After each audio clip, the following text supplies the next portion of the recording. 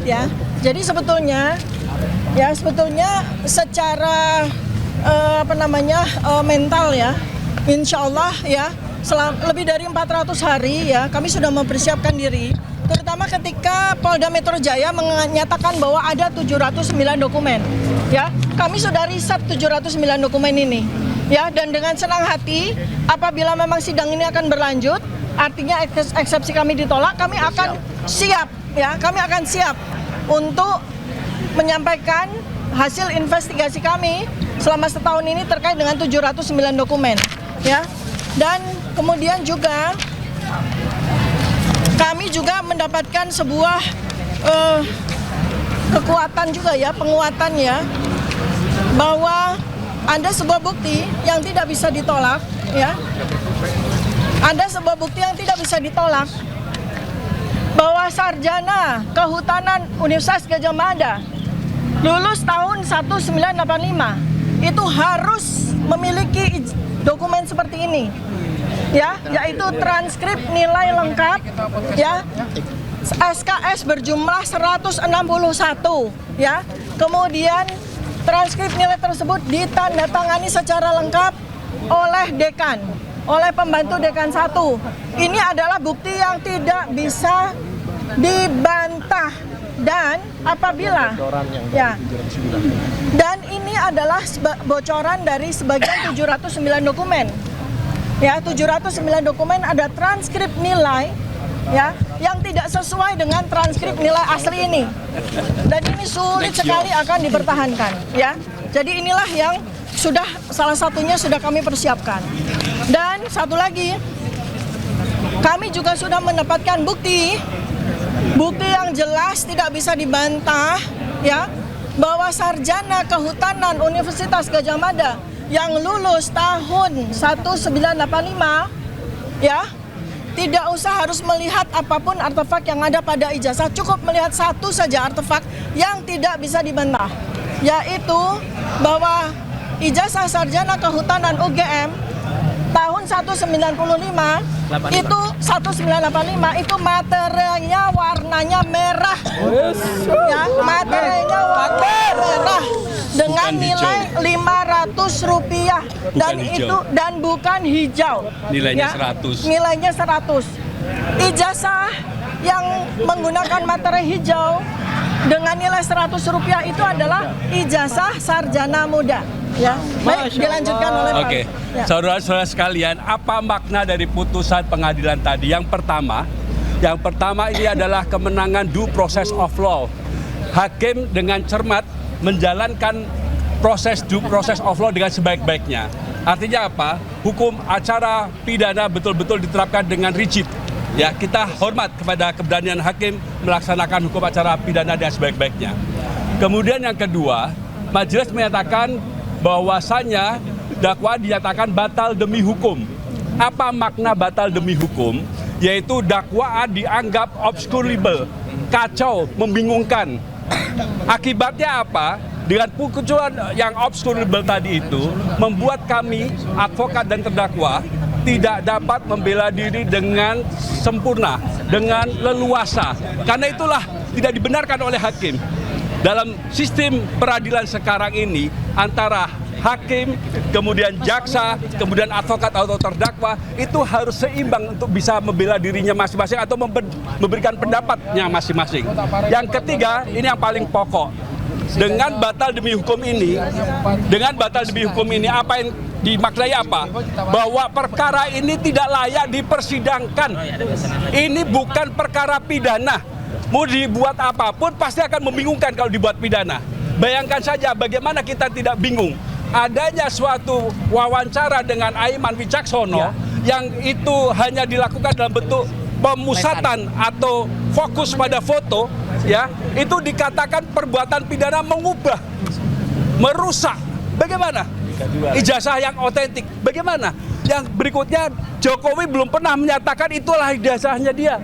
Bagaimana dia mengatakan itu berusaha merubah, begitu loh. Jadi apapun dia, choice of forum atau pilihan forumnya ke pengadilan sangat tidak tepat. Karena itulah kami melawan. Bukan kami tidak berani, tapi karena ini bukan forumnya. Forumnya apa? Harus di forum ilmiah. Jokowi harus berani untuk bersaksi di forum ilmiah. Untuk menyatakan sah atau tidak sah dari ijazahnya. Demikian, terima kasih. Betul ya? Oke. Iya dah. Sebelum Bang Tony dulu. Lawyer-lawyernya dulu. Oke, saya ingin menyatakan bahwa Jokowi bukan sarjana. Ya, Jokowi itu bukan sarjana. Yang kemudian yang kedua, dari daftar barang bukti yang ada dari 709 dokumen itu, dari dalam ijazah legalisir SD, fotokopi legalisir ijazah Jokowi SD, SMP, SMA itu sampai dengan S1 diterima bukan dari pelapor, tetapi dari salah satu pengacara dari kuasa hukum Jokowi. Barang bukti itu diterima harus dari si pelapor. Ini sudah menunjukkan ada sesuatu di dalam dokumen tersebut. Yang kedua, dalam daftar barang bukti pertama itu ditulis tidak tertulis ijazah asli, hanya ijazah Joko Widodo. Jadi tidak tertera dokumen itu asli. Tentang ijazah asli. Ya. Silakan Pak. Baik, Anda sudah tahu seminggu yang lalu saya mengatakan Jokowi takut dengan pasal 217 ayat 1 dan ayat 2. Dan hari ini terbukti ya. Karena pasal itu seperti tadi saya menjelaskan, menambah rekan kami, KUHP dan KUHP baru ini menganut adversarial. Jadi perdebatannya itu antara penasihat hukum dengan jaksa, bukan hakim. Hakim pasif. Hakim hanya mengadili apa perjuangan, apa perlawanan. Dan tadi salah satu pertimbangan kami tidak bisa menggabungkan delik yang sudah hapus dengan lahirnya Undang-Undang Nomor 1 Tahun 2023 dan KUHP Nomor 20 Tahun 2025. Jadi terang kepada kita, seperti seminggu yang lalu saya mengatakan 162.000% Jokowi tidak hadir. Karena di pasal 217 seorang pelapor, seorang saksi itu harus hadir dan tidak dipatasi harus sekali. Kalau penasihat advokat itu menghendaki hadir tiap sidang, dia hadir terus. Begitu juga kalau ya, dan yang kedua Jokowi sudah diambil sumpah. Kalau diambil sumpah itu bobotnya bukan sebagai keterangan saksi, bukan sebagai keterangan korban dan harus diabaikan. Ya, jadi tujuan tidak hadir itu dibuatkannya berita acara sumpah itu tujuannya memang Jokowi nyalinya tidak gede, ya. Jokowi itu hanya membayar buzzer aja. Iya, buzzer aja. Jadi ini ijazahnya SD, SMP, SMA.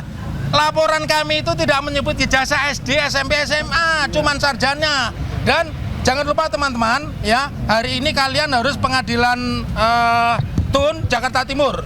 Dan tanggal 1 Juli kami mengajukan gugatan baru ke Yogyakarta. Hanya satu yang kami gugat, Rektor Universitas Gadjah Mada. Di Jogja, di Semarang sudah datang KIP ke Solo menggeledah kantor arsip daerah. Ternyata Jokowi nggak punya ijazah, aneh kan? Ya, itu gugatan kami. Jadi kami mengajukan gugatan CLS di Solo, kemudian mengajukan gugatan CLS di Jogja, kemudian di KIP ke Semarang, ya. Dan seperti tadi yang saya mengatakan, Jokowi sengaja disumpah Jokowi biar tidak hadir karena Jokowi tidak punya nyali. Salam akal waras, merdeka. Pak Irawan, Pak Wirawan dulu. Ya, nanti save. Ya, yang berat ini Dr. Tifa dan timnya dulu. Ya. Save the last, face the best for the last. Katanya gitu. Ya, rekan-rekan jurnalis yang saya hormati, tidak ada suatu peristiwa yang tidak terjadi selain atas izin Allah. Amin. Jadi atas kejadian ini adalah kejadian Allah. Maju lagi, Dok. Kami sudah menyampaikan pada keadaan yang lalu. Yang terjadi ini adalah suatu asas yang membalikkan proses atau yang disebut reversal of judicial process. Yang seharusnya menjadi terdakwa itu adalah Joko Widodo, namun dirubah sedemikian rupa menjadi yang didudukkan sebagai terdakwa itu Dr. Tifa. Ya, apa yang ingin kami sampaikan bahwa ini adalah hasil dari proses yang dolim itu yang kemudian menjadikan, dan kemudian sebetulnya kalau di sidang ini dilanjutkan, kami punya bukti telak, ya.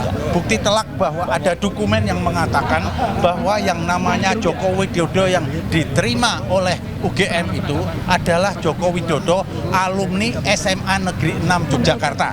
Kami punya bukti itu. Jadi bukan Joko Widodo yang jadi presiden. Joko Widodo, ya, alumni SMA Negeri 6 Yogyakarta. SMA Negeri 6 Yogyakarta sudah kami surati, ya. Buktikan daftar alumni tahun 80 sampai hari ini tidak diberikan oleh SMA Negeri 6. Oleh karena itu kami berkeyakinan betul ijazahnya Joko Widodo itu adalah bukan yang menjadi presiden saat ini. Begitu. Oke, Baik. Assalamualaikum warahmatullahi wabarakatuh. Pertama-tama saya selaku pribadi dan atas nama teman-teman semua mengaturkan puji syukur kehadirat Tuhan Yang Maha Kuasa, Allah Subhanahu wa taala, bahwa hari ini Kamis 23 Juli 2026 ya, Allah telah memberikan jalan terang. Allah telah memberikan langkah yang sangat bagus dan memberikan petunjuk bagi hakim dan Majelis Hakim Pengadilan Negeri Jakarta Timur dan semua perangkatnya untuk memutuskan yang paling baik. Putusan sela bagi sahabat saya Dr. Tifausia Tiasuma luar biasa. Allahu Akbar. Yang kedua, saya mengaturkan selamat kepada tim hukum Dr. Tifa, luar biasa. Tim pembela Dr. Tifa ini sangat luar biasa. Di bawah Pak Al-Katiri, Pak Wirawan Adnan, Pak Lutfi dan semuanya ya. Ini perjuangan Anda itu luar biasa. Jadi inilah adalah perjuangan yang benar-benar berdasarkan ilmiah, berdasarkan ilmu hukum dan itu tidak terbantahkan sampai dengan hari. Meskipun awalnya tentang soalnya kompetisi relatif itu ditolak, tapi itu tidak mau. Yang paling penting dagingnya ini. Jadi ini perkaranya berhenti. Yang ketiga, perkara ini adalah gugatannya sama dengan yang saya terima, ya. Jalannya juga sama, dakwaannya juga sama, sehingga atau di Projo DKK ya dan kawan-kawan. Sehingga insya Allah kalau memang hukum itu lurus ya, ini tidak hanya menjadi presiden, tapi menjadi jurisprudensi. Jadi putusan dari Dr. Tifausia Tiasuma ini akan kemudian nanti harus berlaku juga untuk kemudian kasus saya. Meskipun saya tetap harus menjalani persidangan dulu, kemudian kita masukkan gugatan yang sama. Dan terakhir, saya sangat mendukung upaya Dr. Tifa selama ini. Teruskan dok perjuangannya. Dr. Tifa adalah ilmuwan muda yang luar biasa dan beliau akan membedah otak. Saya pakai kaos ini. Ini Dr. Tifa dengan analisis neopolitikanya. Ya, tiap pagi ganti kaos. Iya. Jadi Dr. Tifa tetap akan terus berjuang. Saya juga terus berjuang. Terima kasih juga untuk semua teman lawyer yang mungkin sekarang sudah tidak membersamai lagi juga ya untuk tim yang lain. Insya Allah kita tetap berjuang bersama dan untuk 3 sahabat kita ya. Mas Faris Al-Fadilah, Rustam Afendi dan Bu Kurnia, kami tetap membersamai Anda semua. Ya, Allahu Akbar. Terima kasih. Wassalamualaikum warahmatullahi wabarakatuh. Luar biasa. Oke ya. Makasih ya.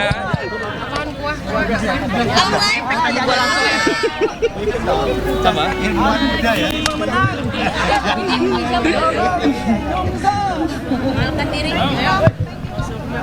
Ya pemirsa, begitulah tadi terkait dengan cuplikan dari Dr. Tifa dan juga tim kuasa hukum beserta Roy Suryo yang tiba ataupun datang menghadiri sidang dari Dr. Tifa.